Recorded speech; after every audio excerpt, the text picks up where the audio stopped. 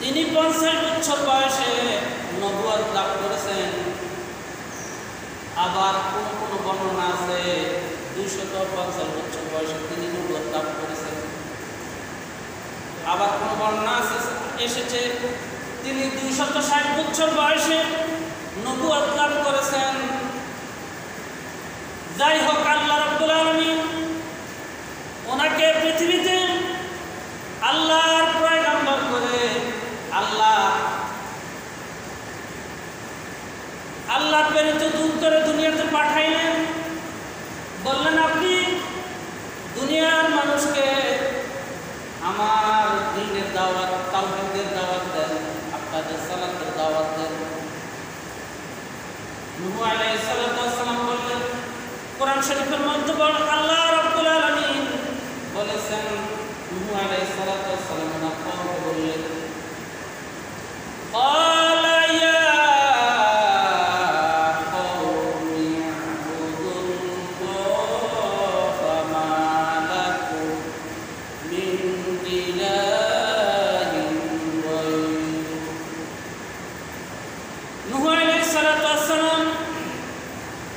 ওনার সম্প্রদায়কে বললেন, ও আমার সম্প্রদায় লোকেরা, তোমরা ইয়া কওমি ইবুদুল্লাহ, তোমরা একমাত্র আল্লাহর ইবাদত করো, আর গোলামি করো, আল্লাহর দাস করো।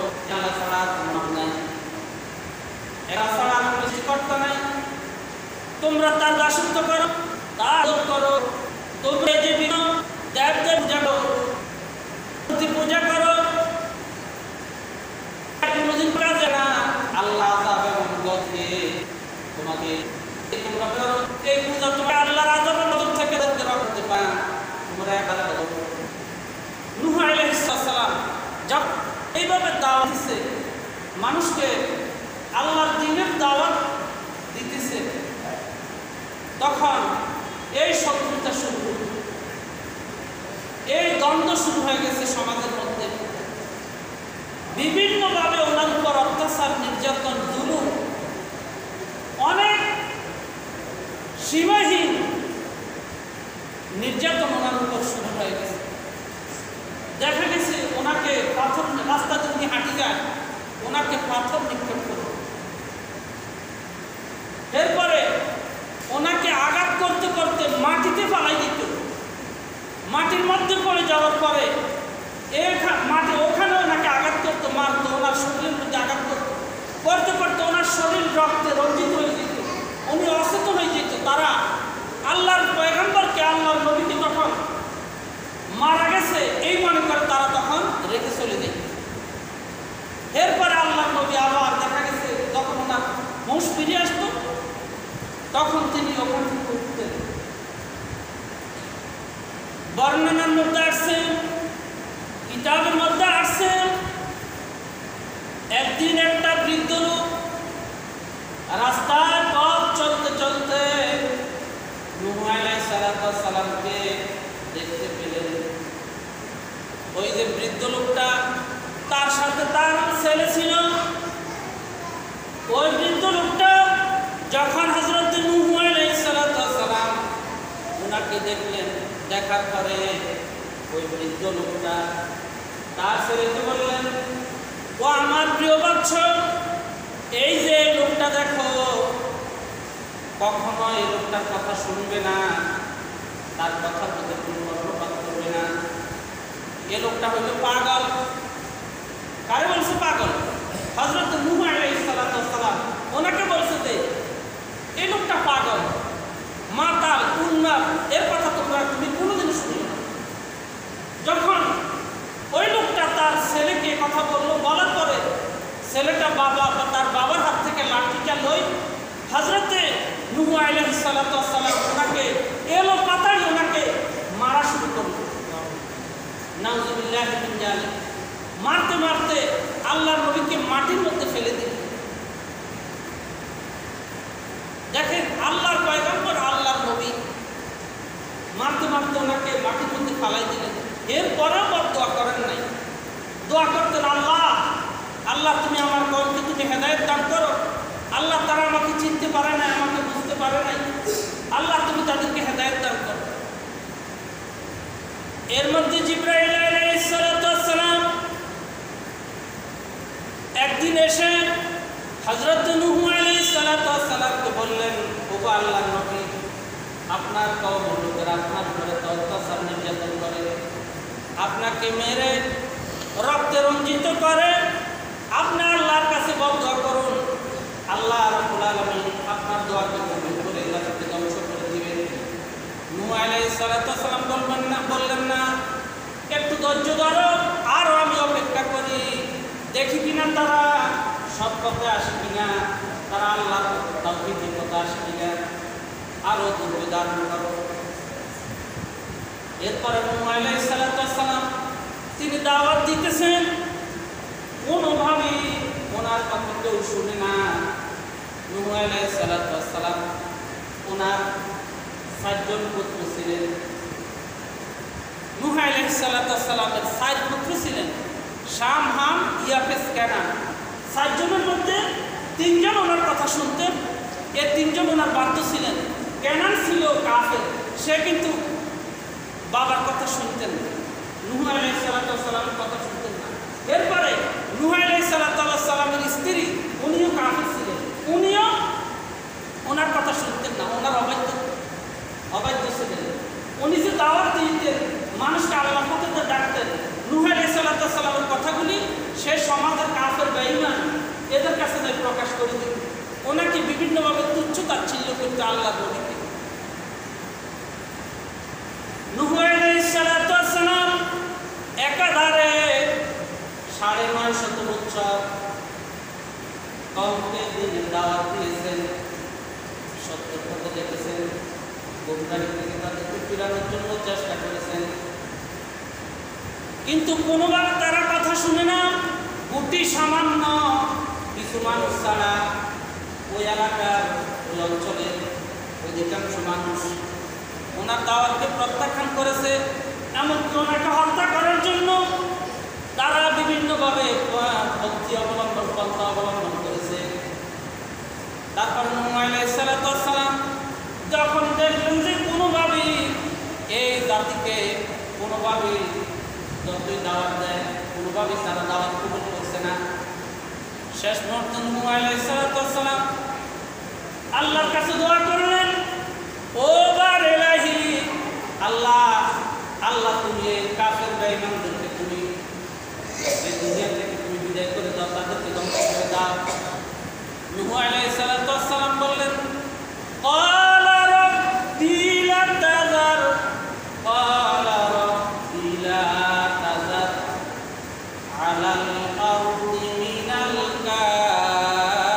কাফিরিনা দাইয়ারা। আল্লাহ আপনি কাফেরদের, আল্লাহ কোন কাফেরকে আল্লাহ আপনার জমিনে আল্লাহ আপনি রাখিয়েন না। যদি কোনো কাফেরকে জমিনে আপনি রাখেন, তাহলে এরা আপনার বান্দাদেরকে এরা পথভ্রষ্ট করবে। যারা ইমানদার আছে, দিনদার আছে, যারা আমার দেওয়া দিনের দাওয়াতকে কবুল করেছে, এরা ওই সমস্ত ইমানদার মুত্তাকি পরেজগার লোকদেরকে এরা বিভ্রান্ত করবে, এদেরকে বিভিন্নভাবে ওয়াসওয়াসা দান করবে। আল্লাহ কোনো কাফেরকে আল্লাহ আপনি এই জমিনে রাখবেন না।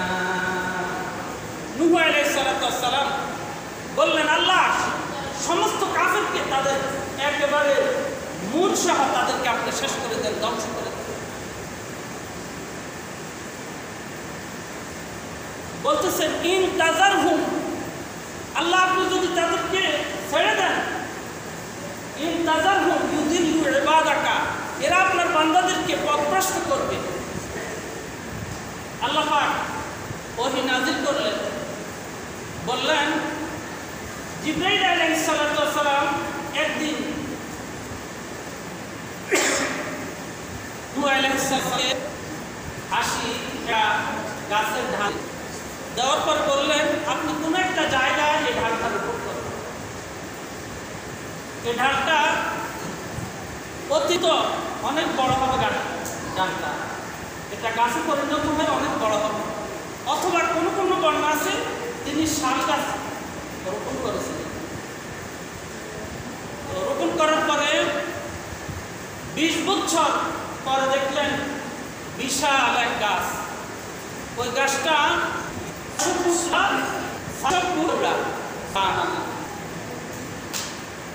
থেকে মানুষ ওইটা দেখানো চলে আসে।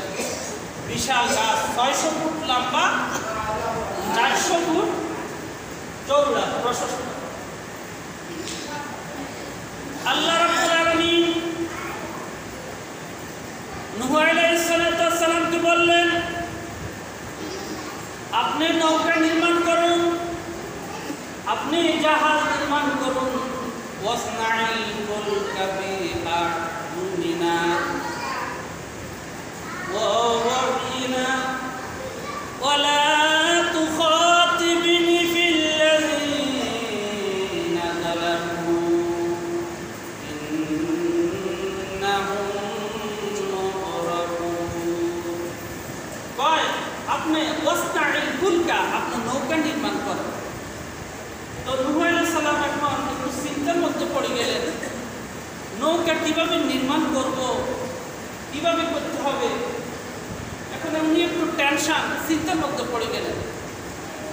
জিবরিল আমিন আসি বললেন, ওগো আল্লাহর নবী, আপনি চিন্তা করা লাগবে না, আল্লাহ পাক আপনাকে সহযোগিতা করবে, আল্লাহ পাক আপনাকে সাহায্য করবে নৌকা কিভাবে নির্মাণ করবে। নূহ আলাইহিস সালাম তখন ওই যে গাছটা কাটলেন, ওই গাছটার মধ্যে 1,24,000 তক্তা ওই গাছটা থেকে বাহির হয়েছে। বলুন সুবহানাল্লাহ।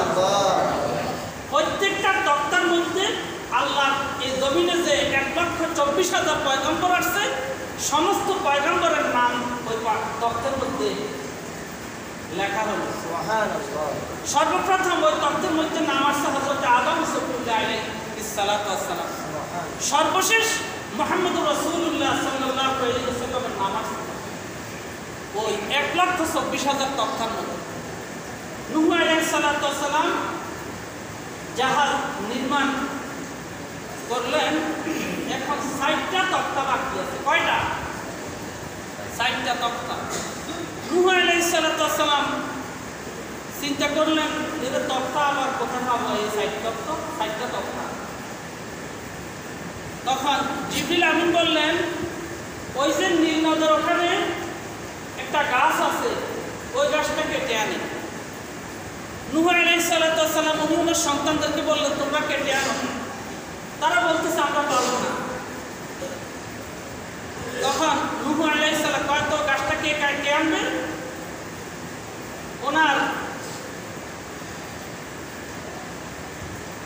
ওনার সন্তানেরা বললেন, ওই যে উজবিন উনুক নামক একটা লোক আছে, যার দৈর্ঘ্য যে লম্বা হইল 3000 গজ লম্বা। সুবহানাল্লাহ। কত লম্বা? উজবিন উনুক তার নাম। তার উচ্চতা ছিল 3000 গজ লম্বা।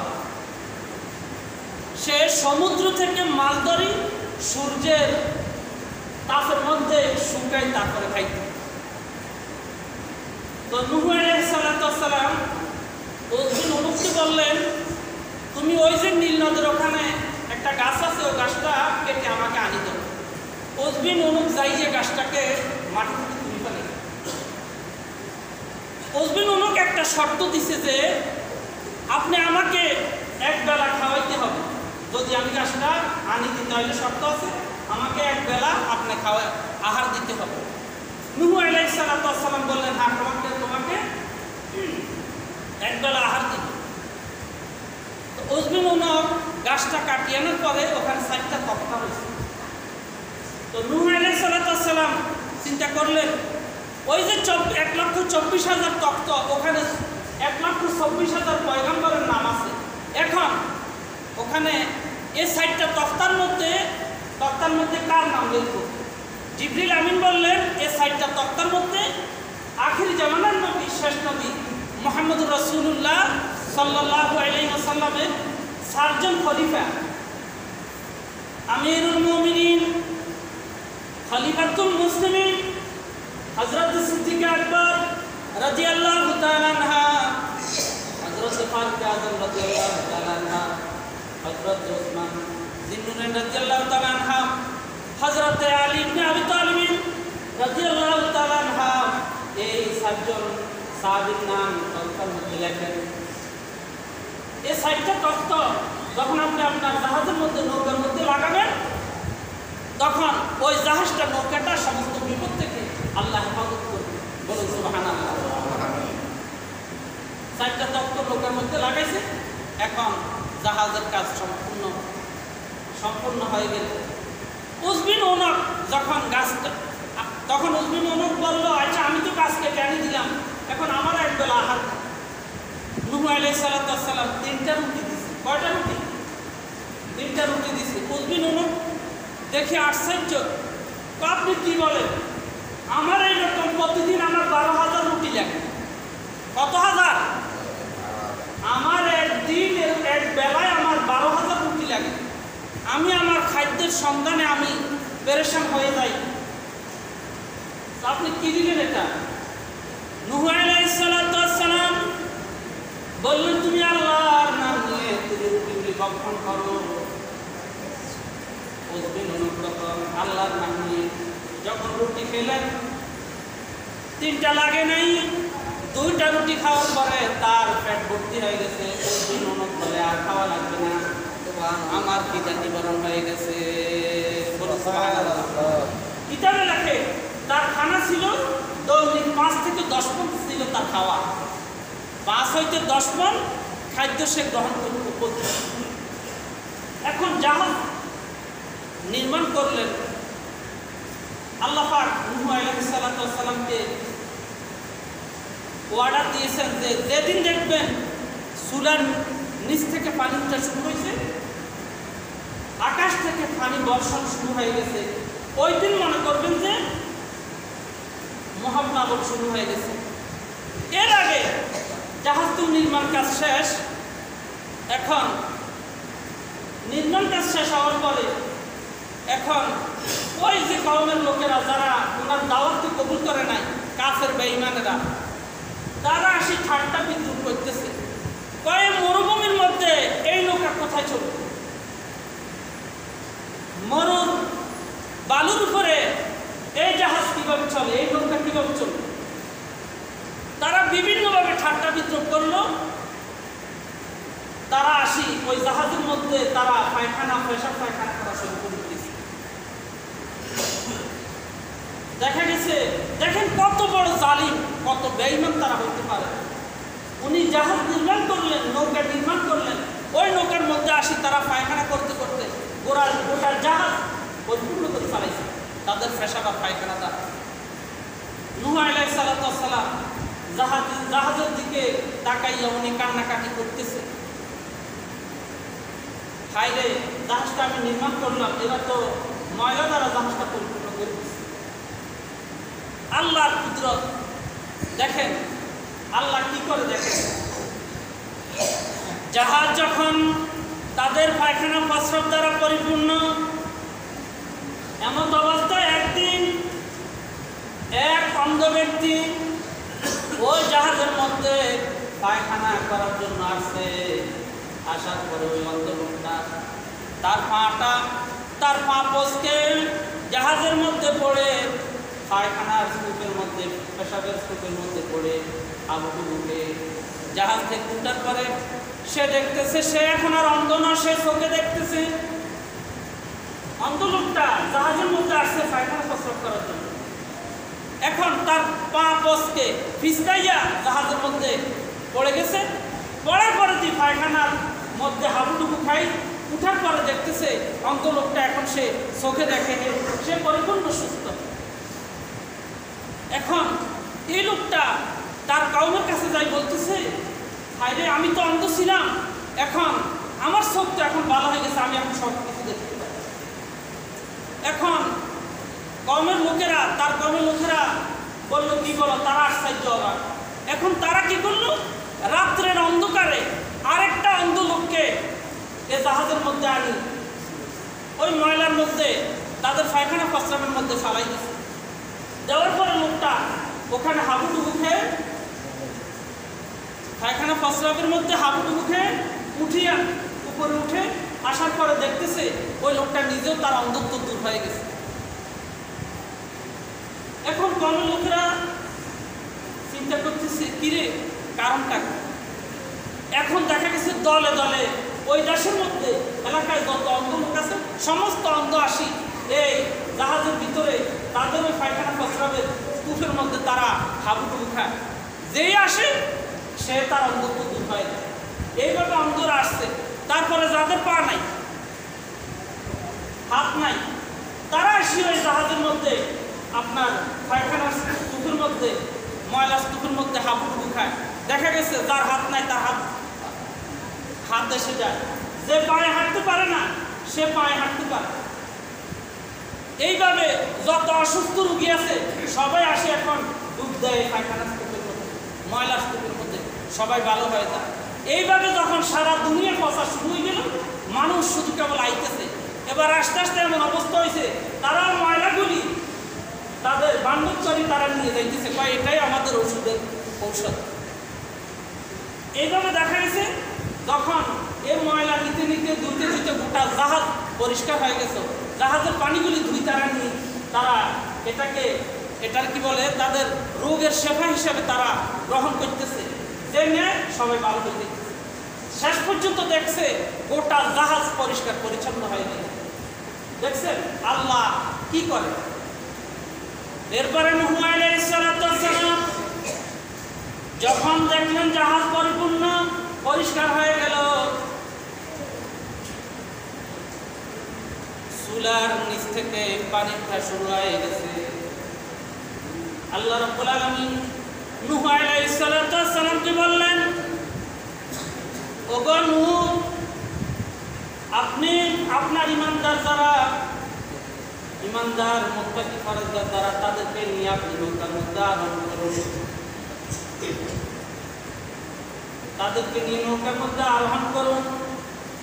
ইহমিল ফিহা মিন কুল্লি যাওজাইন ইসনাইন, আপনি নৌকার মধ্যে আরোহণ করুন আর প্রত্যেকটা প্রাণ জোড়া জোড়া এই নৌকার মধ্যে নেন। ওই নৌকাটা ছিল কিতাবের মধ্যে লেখে 80 গজ লম্বা ছিল, তারপরে 50 ছিল, আবার কোনো আসছে 300 গজ লম্বা ছিল, 50 গজ বস্তু ছিল।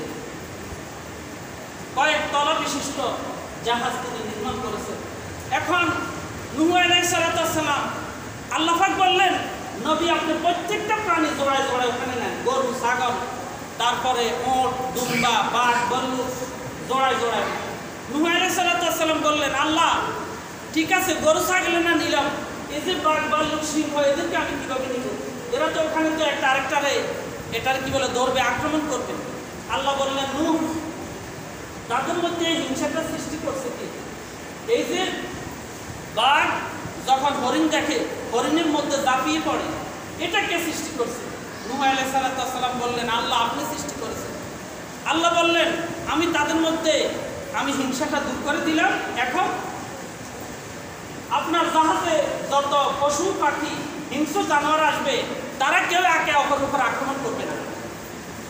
বাঘের পাশে হরিণ অবস্থান করবে, গরু অবস্থান করবে, বাঘ হরিণের দিকে তাকাবেও না, বরং তাদের মধ্যে আমি মায়া সৃষ্টি করে দিব। বলুন সুবহানাল্লাহ। নূহ আলাইহিস সালাম প্রত্যেকটা প্রাণী জোড়ায় জোড়ায় নৌকার মধ্যে জাহাজের মধ্যে নিলেন। এরপরে ইমানদার মুত্তাকি যারা দিনদার যারা তাদেরকে নিলেন, ওনার 3 পুত্রকে জাহাজের মধ্যে নিলেন।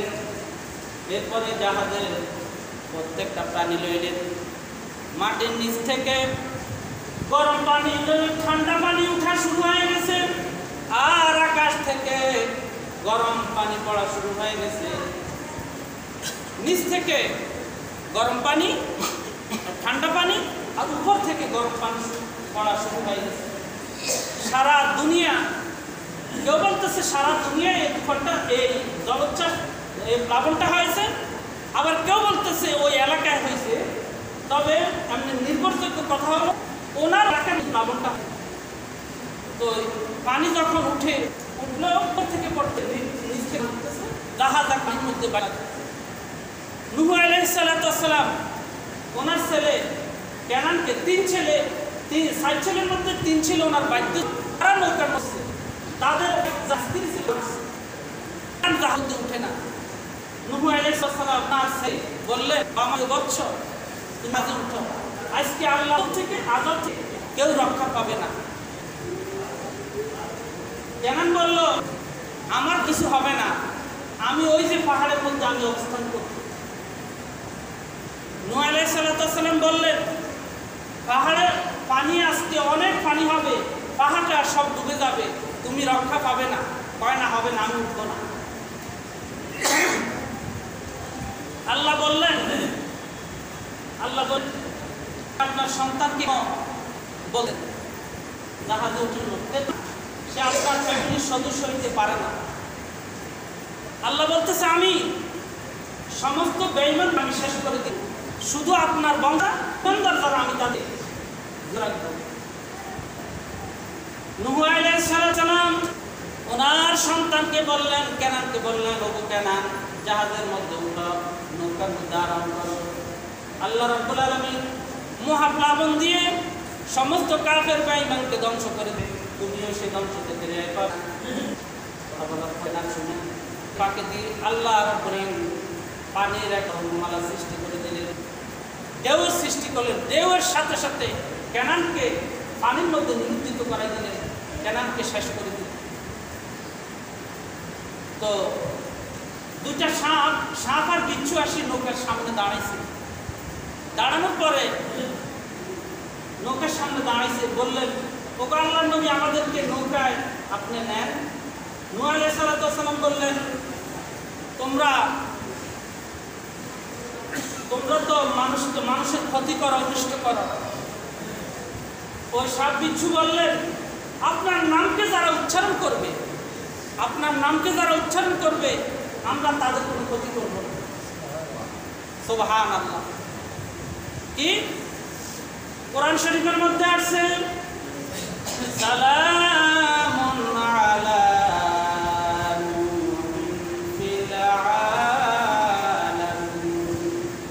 কিতাবের মধ্যে লেখে কোন লোক যদি রাত্রিকালে বা দিনে কোনো জঙ্গলে যেখান থেকে সাপের ভয় আছে, বিচ্ছুর ভয় আছে, বিষাক্ত কোনো কিছুর ভয় আছে, রাত্রিকালে বা যে কোনো সময় আপনি হাঁটতেছেন, যে আপনি ভয় করতেছেন যে হয়তো সাপ রাস্তার উপরে আসতে পারে বা এখানে কোনো বিচ্ছুর ভয় আছে, আপনি ওই সময় চলার সময় যদি সালামুন আলা নূহিন ফিল আলামিন এই কোরআন শরীফের এই অংশটা আপনি পড়েন, তাহলে আপনাকে কোনোদিন সাপে আঘাত করতে পারবে না, বিচ্ছু আঘাত করতে পারবে না।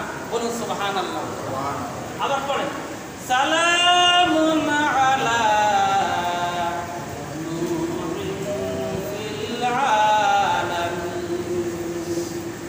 নৌকা পানির উপর ভাসতেছে, সমস্ত কাফের বেঈমানকে আল্লাহ ধ্বংস করে দিলেন। 150 দিন ওই মহাপ্লাবন ওই জমিনে ছিল। 150 দিন যখন হয়েছে, হওয়ার পরে যদি পাহাড়ের কিনারে যাই, ওই নৌকা জাহাজ যদি পাহাড়ের নিকটে যাই পৌঁছলো, নূহ আলাইহিস সালাম কি করলেন, একটা বর্ণনার মধ্যে আসছে এই জাহাজের মধ্যে যে এতগুলো প্রাণী দেখা গেছে, বাঘ আছে, ভাল্লুক আছে, হরিণ আছে, তারপরে এটার কি বলে হাতি আছে। এখন ওদের পায়খানা পচরাবে, এটার কি বলে জাহাজ পুড়ে গেছে। নূহ আলাইহিস সালাম শুনে বলতেছে রে একটা দুর্গন্ধ শুরু হয়ে গেছে। তখন ওনাকে বলা হলো যে আপনি এক কাজ করেন, হাতির মাথার মধ্যে একটু মুছি দেন। হাতির মাথার মধ্যে যখন মুছি দিছে, আল্লাহর হুকুমে দুইটা শুকুর তৈরি হয়ে গেছে। ওই শুকুরে তখন ওই জাহাজের যত পায়খানা পচরা আছে সব খাই ফেলেছে। এরপরে এই অবস্থা দেখে শয়তানে কি করছে, ওই শুকুরের কপালের মধ্যে মাথার মধ্যে মুছি দিছে। দেওয়ার পরে সেখান থেকে কি বাহির হয়েছে, দুটা ইঁদুর বাহির হয়েছে, ইঁদুর সৃষ্টি হয়েছে। ইঁদুর সৃষ্টি হওয়ার পরে ইঁদুর এখন জাহাজের তক্তা কাটা শুরু করে দিয়েছে। নূহ আলাইহিস সালাম আশ্চর্য অবাক হয়ে গেলেন, আইরে ইঁদুর তো জাহাজ কাটা শুরু করে দিয়েছে। তখন ওনাকে নূহ আলাইহিস সালামকে বলা হলো আপনি এক কাজ করেন, বাঘের মাথার মধ্যে একটু মুছে দেন, মুছে নেন। নূহ আলাইহিস সালাম যখন বাঘের কপালে মাথার মধ্যে এভাবে মুছে দিলেন, ওখান থেকে দুটা বেড়ালের সৃষ্টি হয়েছে। ওই বেড়ালের সৃষ্টি হওয়ার পরে বেড়াল ওই যে ইঁদুর খাওয়া শুরু করে দিছে, জাহাজের সমস্ত ইঁদুরগুলোকে খাই ফেলাইছে। তখন থেকে ইঁদুরের সাথে বেড়ালের সাথে শত্রুতা সৃষ্টি হয়ে গেছে। দেখেন আল্লাহর কুদরত, আল্লাহ কি না করতে পারে বলেন। এই জন্য কোরআন শরীফের আয়াতে আল্লাহ বলছেন ইন্নাল্লাহা আলা কুল্লি শাইইন কাদির, আল্লাহ সমস্ত কিছুর উপর ক্ষমতাবান। যে কথাগুলি বলেছি আল্লাহ আমাদেরকে মানার বুঝার তৌফিক দান করে, বলুন আমিন। ওয়া আখির দাওয়ানা আলহামদুলিল্লাহ।